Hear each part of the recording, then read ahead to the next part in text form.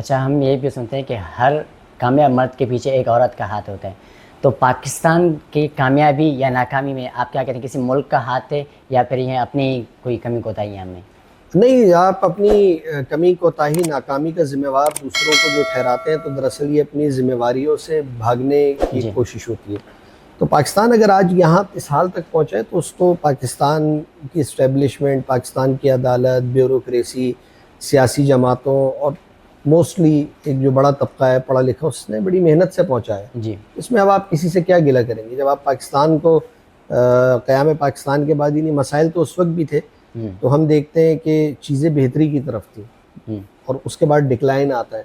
اور پھر ہوتے ہوتے آج ہم یہاں کھڑے ہیں کہ $1 ارب کے لیے بھی ہم لوگ جو ہے نا بھیک مانگ رہے ہوتے ہیں، جی کبھی کس کے پاس جا رہے ہوتے ہیں، کبھی کس کے پاس۔ ایک یہی وقت تھا کہ پاکستان سے اگر کوئی بیرون ملک مغرب یا امریکہ بھی جاتا تھا تو وہ بڑی آسانی سے ویزا دیتے تھے،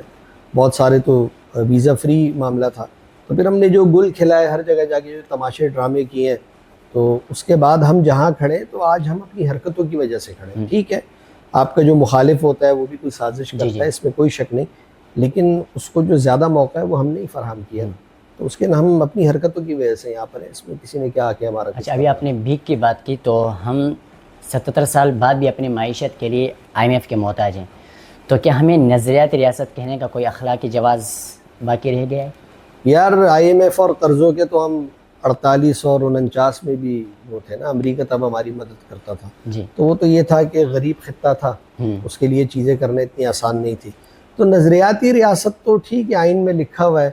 2 قومی نظریے کی بنیاد پر بنی ہے، لیکن ہم بات کرتے ہیں کہ لکھا ہونا ایک چیز ہوتا ہے، اس پر عمل کرنا دوسری چیز ہوتا ہے۔ ہوتی ہے۔ تو وہ عمل درآمد تو بہت کم ہے، نہ ہونے کے برابر ہے، بہت ساری چیزوں میں مسائل ہیں۔ تو وہ نظریاتی ریاست لکھنے کی حد تک، یعنی اگر آپ کہیں تو بالکل ایسا ہے، لیکن جب آپ عملی طور پر دیکھتے ہیں تو ایسا نہیں ہے۔ اچھا، ہم